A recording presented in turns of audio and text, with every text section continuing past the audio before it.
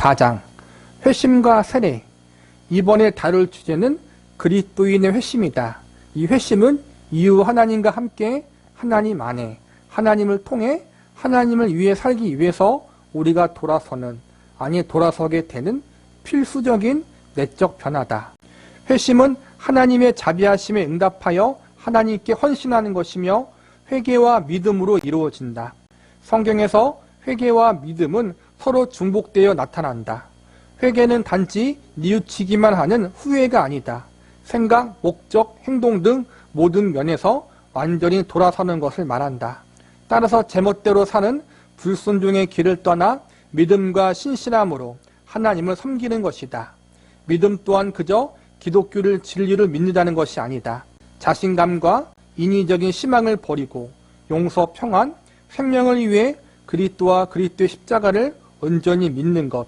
그래서 이후 자신이 사랑하는 하나님께 감사하고 참회하는 순종의 삶을 사는 것이다. 내가 하나님 앞에 죄인이었던 걸 회개하고 예수님을 나의 구세주로 믿고 영접하는 것. 그리고 이제 예수님의 사람으로서, 성도로서, 하나님의 자녀로서, 백성으로서 믿음으로 살 것을 결단하고 결심하는 것. 이게 회심이에요. 회개하고 믿는 것. 이게 간단하게 요약하면 그거죠. 회심이 극적으로 갑작스럽게 감동적일 필요는 없다. 그리고 무엇이 일어났는지 반드시 충분히 인식하고 있을 필요도 없다. 결정적으로 중요한 것은 회심의 표가 우리 안에서 발견되어야 한다는 점이다. 회심의 표시는 믿음과 회개가 일상생활의 원칙이 되는 것이다.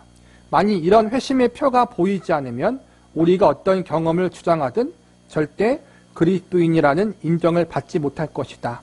그러므로 회심의 경험보다는 회심한 사람의 삶의 태도가 더욱 중요하다. 회심이 회개하고 예수님을 믿는 거예요. 그리고 그 회개는 내가 하나님과 예수님을 믿지 않고 살았던 모든 것에 대해서 회개하는 거예요. 하나님과 예수님 앞에 죄인 중에 죄인이었습니다. 이제 내가 예수님을 나의 구세주로 믿고 영접합니다. 회심의 경험이 예수님을 나의 구세주로 믿는 그 경험이 어떤 사람은 극적일 때가 있고 회심에 대한 극적인 경험이 없는 사람도 있어요. 중요한 게 뭐냐면은 회심을 극적으로 경험한 사람이나 극적으로 경험하지 못한 사람이나 결과는 똑같아요. 내가 죄인인 걸 깨닫고 예수님이 아니면 구원받을 수 없다는 걸 알고 내가 죄인인 걸 회개하고 예수님을 나의 구세주로 믿는 것. 이게 다 결과적으로 신앙 가운데 포함되어 있어요. 그래서 내가 죄인인 걸 회개하고 그리고 여전히 내가 죄가 있다는 걸 깨닫고 하나님 앞에 예수님 앞에 은혜와 그분의 자비를 구하는 삶을 살아요. 내가 회개했지만 여전히 우리 안에 죄가 있잖아요. 그것 때문에 슬퍼하고 고통스러워하는 모습도 있다는 거예요. 반드시. 그게 없으면 안 돼요. 그러나 중요한 건 나의 죄보다 크신 예수님의 사랑 때문에 그분의 십자가의 대속의 은혜 때문에 내가 감사함으로 소망을 품고 살아갈 수 있다는 것도 알아요. 이 두 가지가 같이 공존해 있는 게 신앙생활이거든요. 이러한 신앙의 공존, 내가 죄인인 것과 나의 죄보다 크신 하나님의 은혜에 대한 감사, 구원받은 사람, 회심한 사람은 이 두 가지가 있어요. 죄의 인식과 그리고 죄를 용서해 주신 하나님의 은혜에 대한 감사. 회심의 경험보다 중요한 게 회심한 이후의 삶의 모습. 그게 더 중요하고 그게 회심의 증거라는 거예요. 세례와 회심의 관계. 하지만 그것이 세례와 무슨 상관이 있는가라고 묻는다. 물론 당신은 세례를 모르고서도 회심할 수 있다. 회심을 모른 채 세례를 받을 수 있는 것처럼 말이다. 그러나 그렇더라도 거기에는 세 가지 관련이 있다. 원칙적으로는 내가 회개하고 예수님을 나의 구세주로 영접한 다음에 세례를 받는 게 순서예요. 근데 진정으로 회개하고 예수님을 영접하지 않았는데도 세례를 주는 데가 많잖아요. 형식적으로. 얘는 교회를 오래 다녔으니까 세례를 받을 나이가 되었으니까 그런 경우도 있지만 정상적인 경우는 내가 나의 죄를 회개하고 예수님을 영접한 다음에 세례를 받은 거예요. 그리고 정통적인 교회에서는 내 회심, 내가 예수님을 믿고 영접한 게 진짜인지 아닌지 교회에서는 그게 증명되어야지 세례를 주는 거예요. 그래서 그 기간을 보통 6개월에서 1년 정도 두는 거예요. 교회를 다니고 나서 일정 시간을 두고 나서 그 사람이 참되게 회심했다는 게 증거가 보이면 그때 세례를 주는 거예요. 그게 원칙이에요. 세례 속에 담긴 세례와 회심은 서로가 떼려야 뗄 수 없는 중요한 관계 속에 있다는 걸 지금 강조하고 있는 거예요. 첫째, 세례는 회심을 요구한다. 세례는 예수의 죽음과 부활을 통해 우리 안에 역사하시는 하나님의 구원의 활동을 의미할 뿐만 아니라 하나님께 대한 회개와 우리 주 예수 그리스도께 대한 믿음, 곧 회심을 통해 새 생명으로 들어가는 것을 의미한다.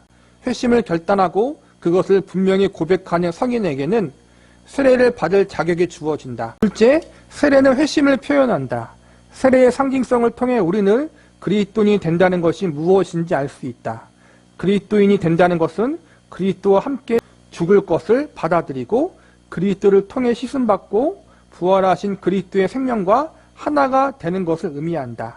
진정한 회심은 이 세 가지 의미에서 하나님께 실제로 응답하는 것을 의미한다. 예수님과 함께 죽는다라는 거예요. 두 번째 의미는 그 죄가 씻음받았다. 죄로 인해 죽었고 내가 갖고 있는 모든 죄가 용서받았다. 죄로 인해 죽고 죄가 용서받은 것으로 끝나지 않고 예수님이 다시 부활하셨잖아요. 살아나셨잖아요. 죄인된 모습은 사라지고 부활하신 예수님과 함께 의인된 모습으로 다시 살아났다. 이런 의미가 있다는 거예요. 다시 정리할게요. 예수님과 함께 십자가에서 나의 죄인된 모습은 죽었어요. 나의 모든 죄는 예수님의 십자가의 보혈로 다 씻겨졌어요. 그리고 부활하신 예수님과 함께 의인된 모습, 하나님의 온전한 자녀와 선한 백성인 모습으로 새롭게 태어났어요.